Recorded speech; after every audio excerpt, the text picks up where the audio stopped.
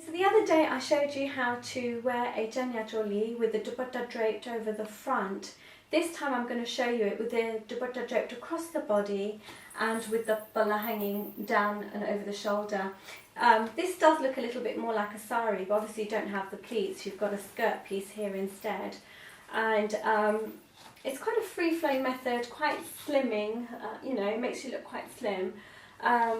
I haven't worn it like this for a long time, but I'm liking it. I just do sometimes think I look a little tubby when I have it hanging in the front, and I always have it in the front, so this year I might go for this method. It's very lightweight, it's nice for when you've got a light piece.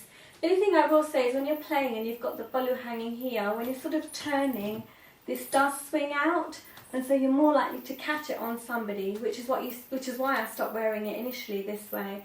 But if you've got a wedding party or a sanji to go to, then having it like this is not a problem at all. So stay tuned to see how I have draped this dupatta this way. So the good thing about wearing a back buttoning blouse is that you need a sexy man to do it up for you.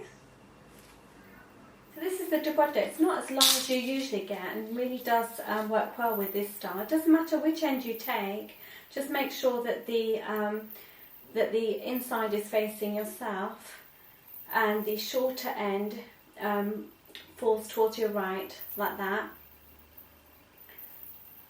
And you want to start folding inwards. I think because you're going to be playing, start pleating with the pleats laying on top. I don't know, about, how much is that? That's about 7 centimetres wide.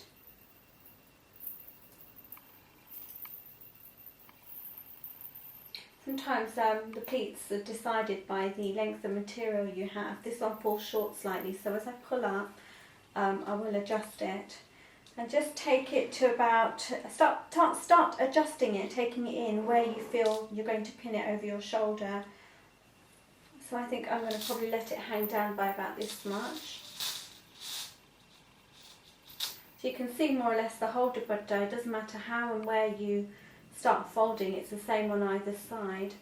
I'm going to put that over my left shoulder, pull out the top pleat here so that all the other pleats are covered, and pin that. I'm going to check it first to make sure that it's hanging at the right length. So I want mine to fall just behind the back of my knee, or slightly lower. I think this is just slightly lower than the back of my knee, but I don't like mine too high. I like mine to fall quite short.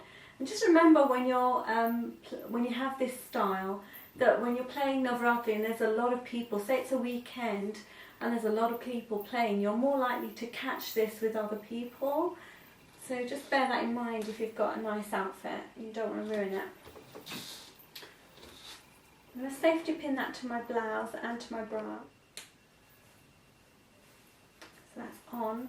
Now taking the inner part of the dupatta, which is hiding under here, I'm just going to bring that around my body towards the right.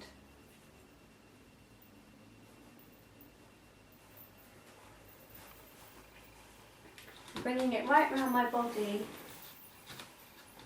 to the front here, and you can see that it's created this lovely sort of V shape down at the end there. I'm just still holding it tight around here though, to make sure that my bust is covered and this material here is pulled a little tight around it, not too tight but enough to hold it in place, because the worst thing that can happen is a sari that's not tight, or a chuni that's not tight enough, and then that falls down like that, and as you're playing you've got to keep pulling it up. Don't enjoy that when I'm playing. So with the rest of the material on this side, I'm just going to do some really small pleats and tuck that into my skirt on the left hand side, and then I'm going to use a safety pin just to hold that in place so that it doesn't move, and I'm pinning on the inside to conceal. So just bring that corner back round to the front if it's possible, or at least to the side, just because I like it when I kick out. I like that to fall there on the side, just here, as opposed to over my bottom. It's not going to come around front simply because of the way I've done this here. just adjust it to the front here, just to make sure that this area is covered too.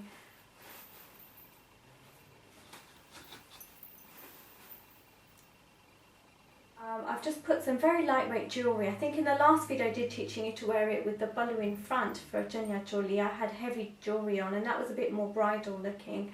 But this one is suitable for Navratri or for the bride's sisters or family members for a Sanji night. So I've put a very simple jewellery on, which is just a diamond piece and earrings. I'm going to finish it off with a little dangly bell, which is very traditional, and so I'm going to place that to the side here.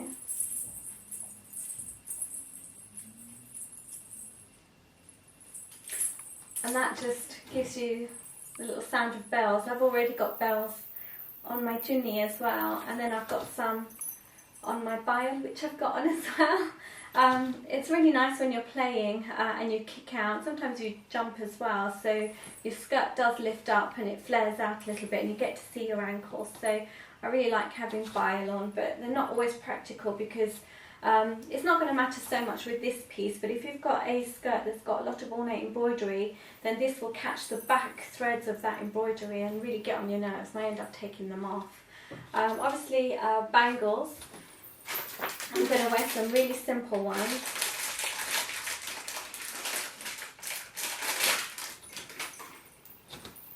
Just one on each hand, and that completes the look.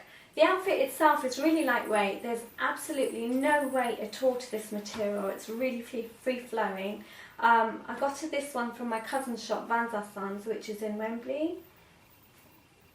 There are other videos on sari draping in the different methods as well. I've been asked to do a lot of the Davdra style Bengali saris, so and in particular white sari with a red border. I think I've got a champagne coloured one to do it with, so I'm going to try that one and see how it goes and then show you how. And wearing it this way does make a person look a little bit slimmer too. So I hope you like this tutorial. I hope it's useful to you, and I'll speak to you guys soon. Bye. Start making maybe 2 to 3 pleats, as many as you need. You want to keep your eye